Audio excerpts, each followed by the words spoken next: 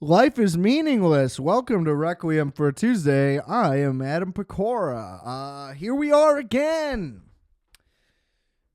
The same place we never left. Why? Look, I was supposed to come here today, and we were going to do NFL on edibles. You know, I'm like, I'm a week past mid-season. I'm behind on my quota here. Let's have a fun time. We'll relax, do the thing, Honora was a priority last week.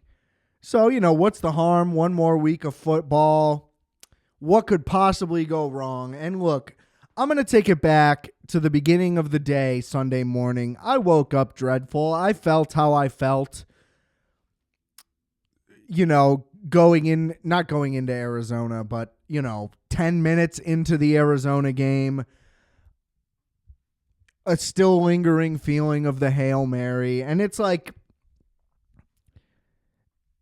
it's like the sheen has worn off and now I'm just back in fucking reality. It's like the moment the Nexium people felt when they realized they weren't a part of some super sophisticated secret society and that they were actually just getting raped and branded by Keith Raniere.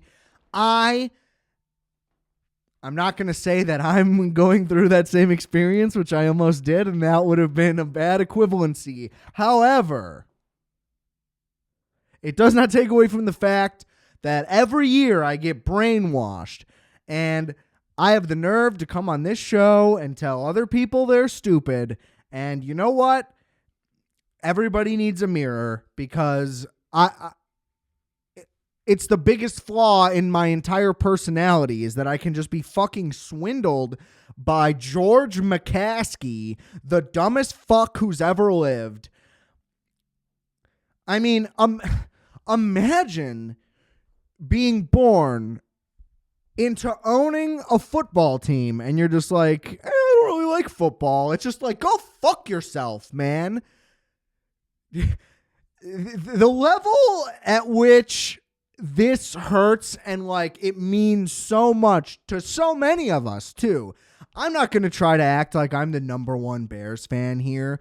Frankly, I've been reflecting internally lately about how like I just really need to get more into old football stuff. Like every middle-aged guy has like the World War II phase, which, don't get me wrong, I am still fascinated by World War II, and that'll probably happen at some point as well. But it's just like, I love football. Football's whole thing is that they just want you to be in the present and in the now for whatever. I mean, it works because I'm always engaged, but it's almost like the history doesn't even fucking matter. Like, who cares? Like, pre-Super Bowl, we don't even acknowledge that the records matter. Like the championships don't count.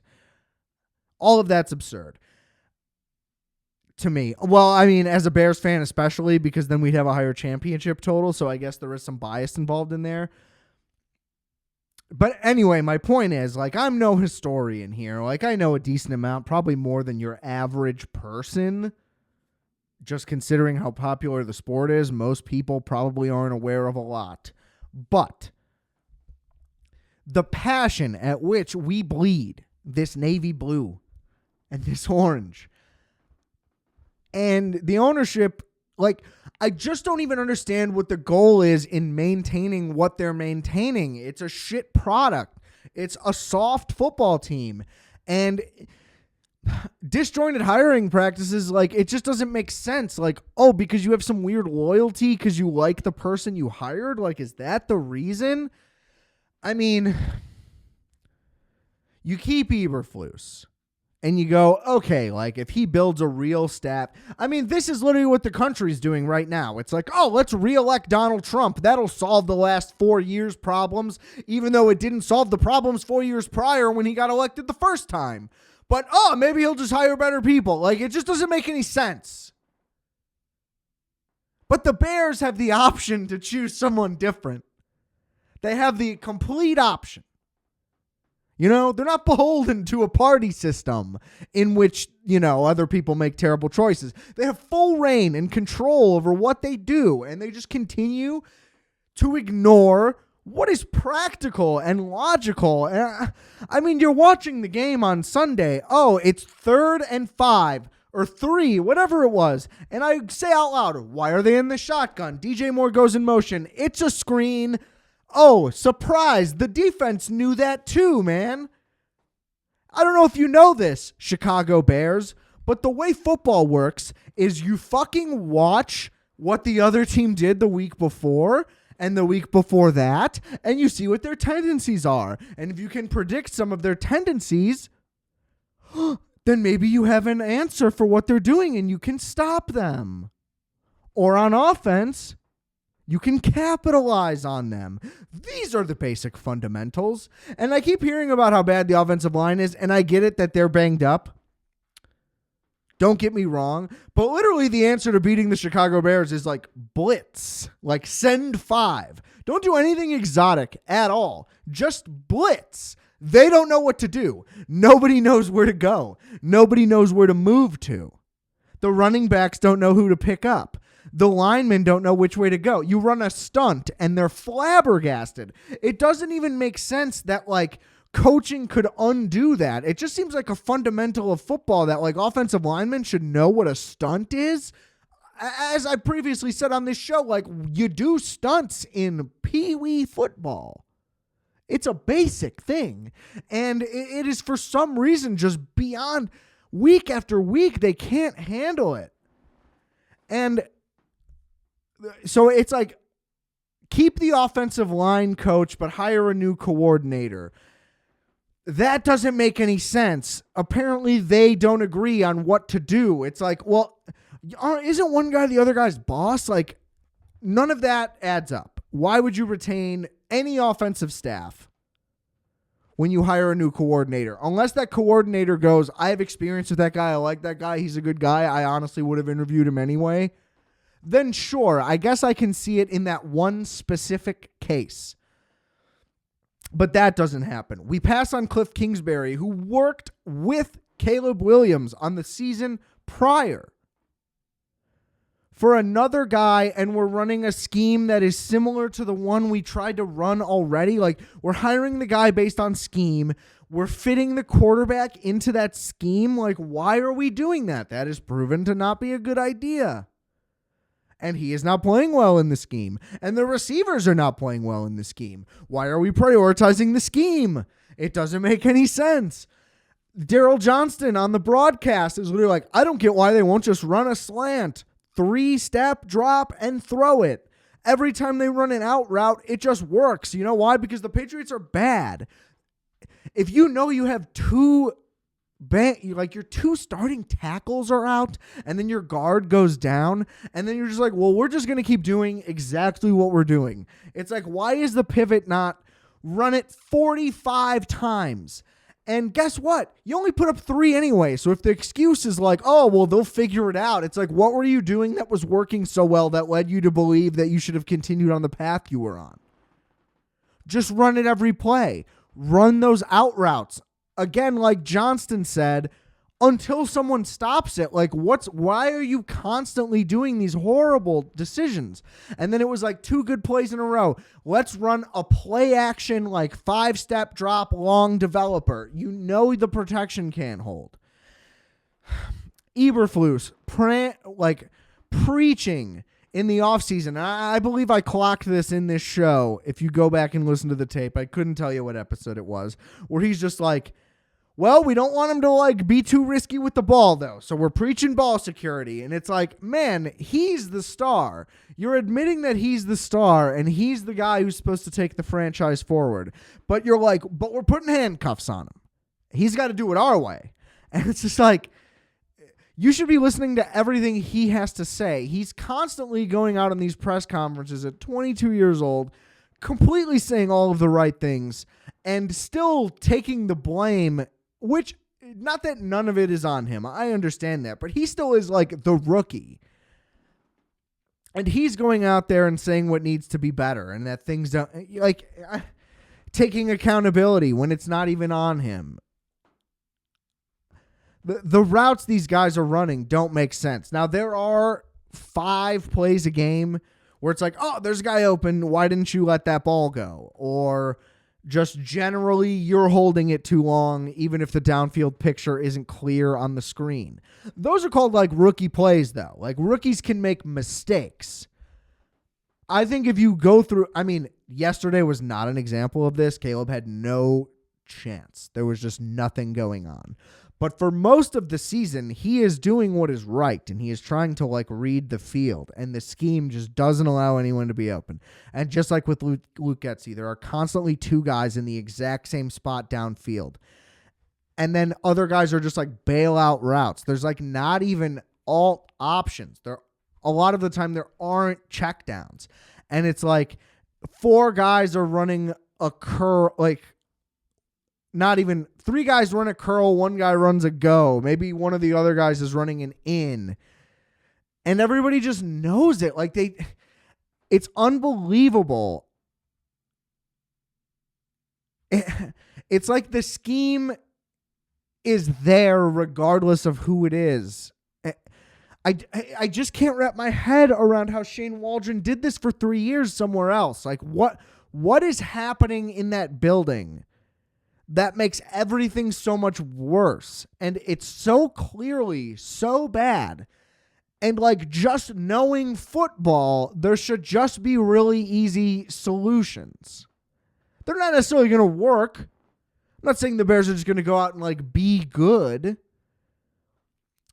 But like, why can't we just run it a lot more, just straight up the middle, and see what that does? And then see if you maybe can call a play action play off of that with like with some crossing routes, with some like pick action, like things everybody in the NFL is doing. Why not some motion that actually does anything? You know what happens when the Bears send guys in motion? The defense doesn't move. No one has ever been confused by what the Bears are about to do for the past 3 seasons. And it's like you can't go back and do anything differently now, which is an ultimate heartbreak. But before this game started, I had the bet slip ready to bet the Patriots money line and the under. I still knew the defense wasn't going to like allow the Patriots to go the way the Cardinals did. But I was just like, you know what? Like, I'm going to give them one last chance to like not embarrass themselves. And like, I still think they're going to lose this game, but like, just like out of respect, like I'm just going to give you a chance to like give me something. And I'm probably not going to put money on the next game either, just because it's the Packers. But my mentality now is basically like, well, at least I can fucking win. They're still getting incredibly generous spreads. For some reason, they were a 6-point favorite in that game. I don't know how you can call them that. I could have not watched the Patriots all season, and there was no chance that they were going to win by 6, like for sure. And I just can't in good faith put money on the Packers to win. It'll just hurt a lot, but it's going to be an absolute bloodbath. He lost the locker room the second the Hail Mary was caught by Noah Brown. He lost it anyway, but it was like, oh, like we're losers. Like this is all on you. Like it's done. That's the only advantage I see to firing him now. They're just not gonna. And Caleb's fucked. I'm sorry, Caleb Williams. Like you're going to take 50 more not literally 50 more sacks, but you'll probably end up breaking the sack record if you don't break your fucking leg first because of what they're doing to you. And I'm sorry, like just like every fucking time. Oh, it'll be different this time. Like things are going differently. It's not possible. I wouldn't care if Ryan Poles got fired at this point either. The season is absolutely lost. I think Caleb Williams can rebound. I think ultimately, like, even Trevor Lawrence, who I think sucks, like, had a better sophomore season. That's not the best example, obviously. But Kyler Murray's been through like a lot of coaching change and whatever. He's not going to not be good. Injury was mostly his problem. I think the reason it's like the coach stability thing is a thing because if the court, it's hard to say. It's impossible to say. I would say that it's chicken or the egg, though. Like if the quarterback's truly legit, I think that they can get through it. I don't know though. Like is it always wishful thinking when you're like, oh, if he were just in a better situation, he'd be better. It's just truly impossible to say, but I don't think that like having a bad coach is going to fuck up your whole thing. But I just don't see how Shane Waldron ended up like this is just the worst situation. Cliff Kingsbury, like would it have been better though? I don't know. Like does he get the reign that he would have gotten? Did we offer him and he said no? Like I don't know. I would hope that's the case. But they probably didn't even want him there. Maybe because he had real ideas. Again, it's impossible to say. It's just absolute malpractice that this is a thing. I don't like the cop-out, honestly, of the Ryan Poles didn't do enough for the offense. The offensive line is playing poorly, but to say that it's not that he didn't invest enough, like a first-round pick, an expensive free agent, complete flameout. The guy doesn't even play. We literally pay him money to not come. Apparently, he said his back hurt, and that's why he wasn't there on Sunday. And they literally told him to stay home. And they won't just outwardly say anything. It's a fake injury every time, or he's a healthy scratch, or whatever. Just a complete disaster. But can you necessarily blame the GM? Like he did try to put money at guard, and everyone's like, the solve next year is to go draft in free agency. Well, that was draft in free agency. Coleman Shelton again won the Super Bowl with the Rams. He has been dog shit for the Bears. There's no denying that. But literally won a Super Bowl. Tevin Jenkins is a second-round pick, and the excuse that it's Ryan Poles' fault is because it's from the previous regime, so that's not a good enough move. So he is good when he plays. His thing is injuries, and he's injured again. But that's why you invest in depth, which we kind of did. Left tackle Braxton Jones is just solid and only a fifth-round pick. That's the one I could give you where it's like he could have just paid a left tackle. Like, sure. But to say that the investment wasn't there, it's just a lot of flameouts. Which, if you're putting track record on him, then 100%. But to say that they didn't try to improve it over what it was, like, on paper, it's 100% improvement over the O-line 2 years ago. And the O-line coach is clearly dog shit. It's impossible to say. Everyone is to blame. Everyone is a disaster. The players are all adamant and have been saying in their interviews, at least under guys, for the past 2 weeks. It's getting more and more explicit, though, that they're all clearly frustrated. They all know they're very good. There's been multiple player meetings where they're like, you need to coach us better and harder, and this isn't working, and nobody's listening, and they're literally trying to run their own team, and it seems like they're not being allowed to, or I don't even fucking know. It's a complete dysfunctional mess. The start to last year was a complete dysfunctional mess, and it was basically like, oh, they ended up 7-10 after starting 0-4, so that's good, and we're gonna keep it. And hindsight's 2020, but like nobody wanted it anyway, and we all just kind of like had to make ourselves okay with it. And the team was a complete dumpster fire the first 5 weeks of last season. National news for the coaching problems and firing people and it's like, oh, we overcame it, so we'll keep the but all that still happened. And it's like, would they have, if they fired Eberflus, we act like they would have just hired the right guy, though, and that they're going to next time. Like, had they fired Eberflus, would they have hired Ben Johnson or Mike Vrabel? Probably not. You know, like if we're just being real, and like if they fire Eberflus, who are they? Are they going to hire Ben Johnson or Mike Vrabel this offseason? Probably not. And like, will Caleb maybe like, I don't know, play a little better than Mitch did? Like that's probably the ceiling. Like I'm almost on the verge of tears as I say that, because he's genuinely so much more talented. Like it's there. The deep balls are the only legitimate concern that I absolutely have. But in every other aspect, outside of being slower than Justin Fields, he's more talented than anybody we've had since Jay Cutler. And he's better than Jay Cutler. And like what it's complete malpractice. Like why not just trade back though? We should have just traded back and then not taken any of the quarterbacks. Who cares? Like, that's the only argument I could see for keeping Justin Fields, just because, like, who cares? Let's just keep losing on purpose. Like, let's not have expectations. And that's no offense to him. Again, I love the kid, but, like, he's just not on the Bears, especially. We do not have what he could have ever needed to succeed.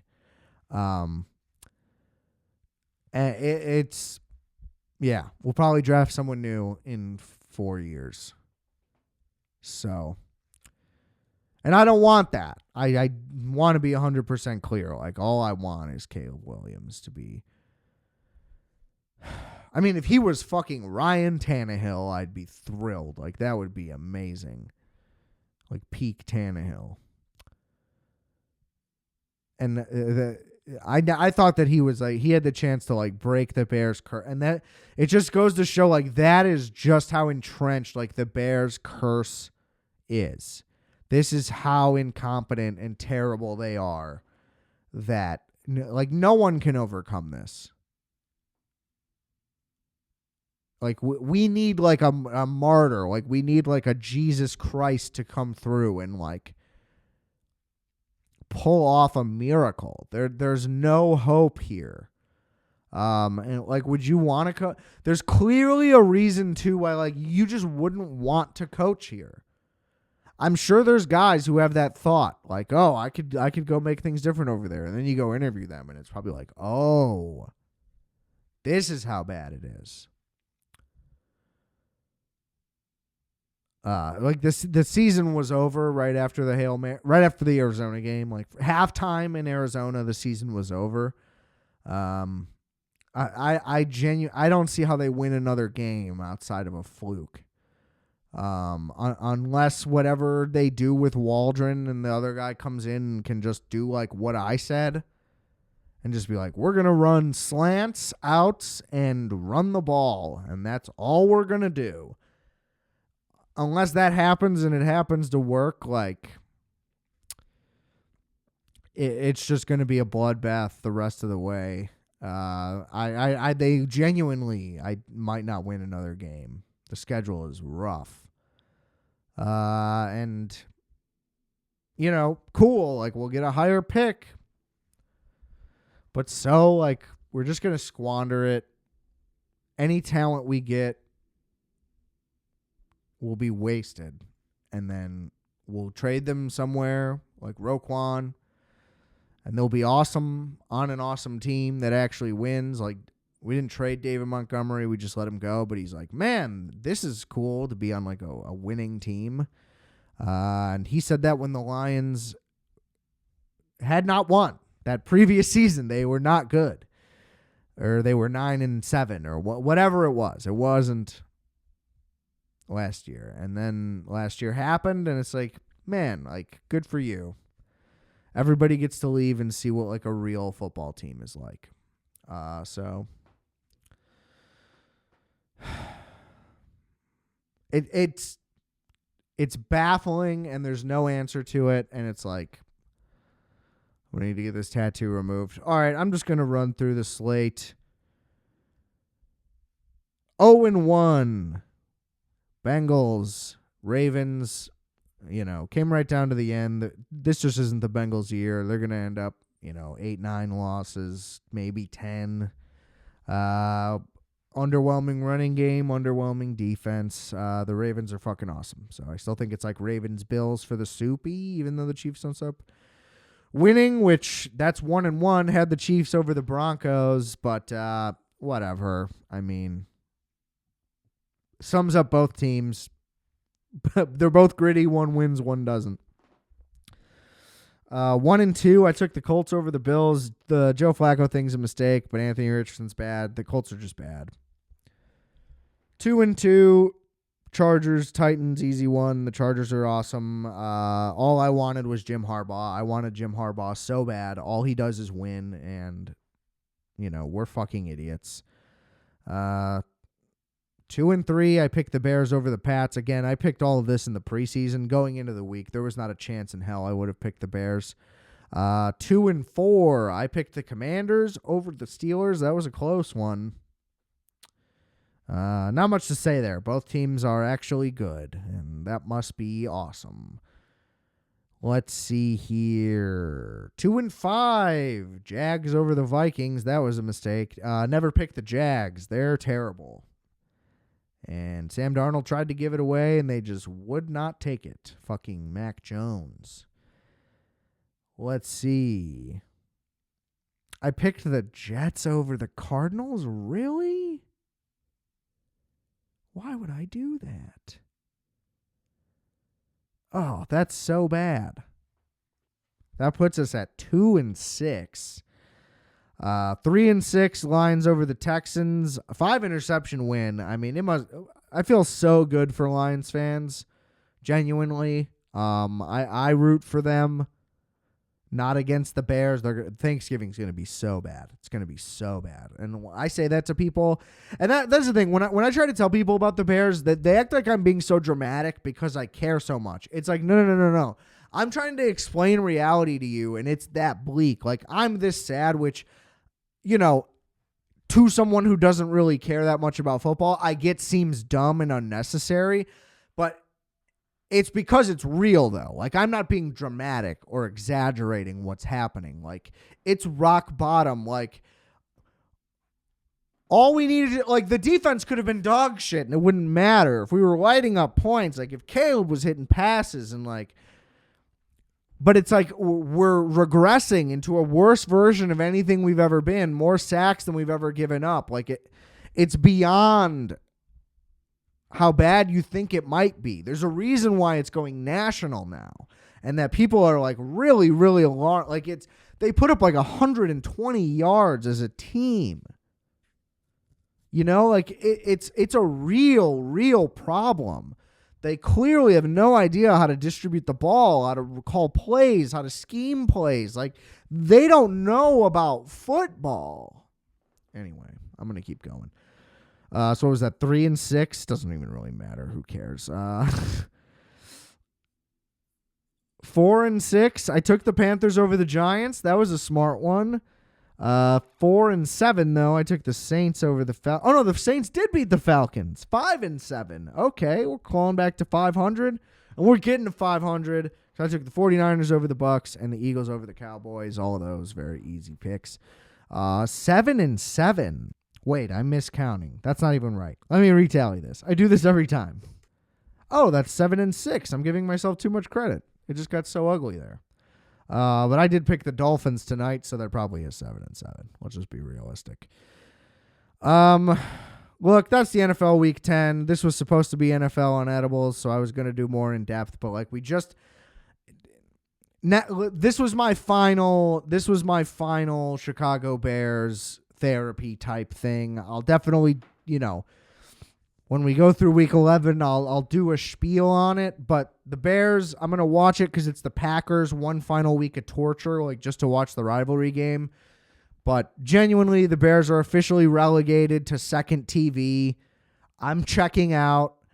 I'm just going to be really angry, like if Caleb gets hurt or just continues to take like such an extreme beating, like the malpractice aspect of that, like to his health and his development is ruined. Like for as far as this season goes, it's not going to go anywhere positive. But that's where we're at, and the rest of it, it's tank watch. I hope they lose every game. And I just hope Caleb doesn't get killed. And I hope that, again, that we can manage to get our hopes up again. I get that it'll be squandered again, but like that's all I can hope for is that like there's a reason to be hopeful next season. That's the best case scenario. Is maybe falling for this all over again. So thanks for tuning in. It's been a positive week. I'll be back with movies and stuff next week, and we'll do no more Bears. It's no more Bears unless there's a surprise thing. You know what I mean? Outside of special circumstances, we're checking out, folks. So rest assured, I'm not letting it get to me like this again.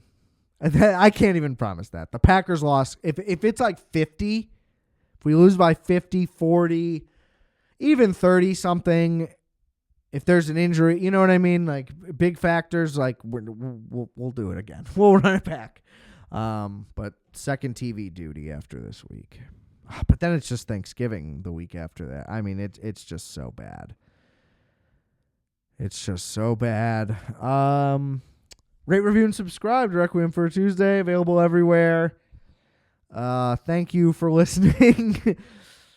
Numbers have been crazy. I know that holiday time's pretty rough, though, so let's try to keep them up. Share the episodes. Fuck Matt Eberflus. Fuck Shane Waldron. Even possibly fuck Ryan Poles at this point. I mean, fuck Kevin Warren. That guy's a clown. He's not doing anything. I just buy into everything. So it's like, oh, this will finally be different. Fuck me for being a fucking idiot. But thank you to all you wonderful listeners. Chicago Bears fans unite in pain. I mean, by 2030, I might have to get this tattoo removed. Let's just be honest. Rate, review, subscribe. Listen to RFAT everywhere, whatever. Check out all the links in the description below. We got lots of stuff for y'all to check out. And remember, I are fat, you are fat, we are fat. Calculator.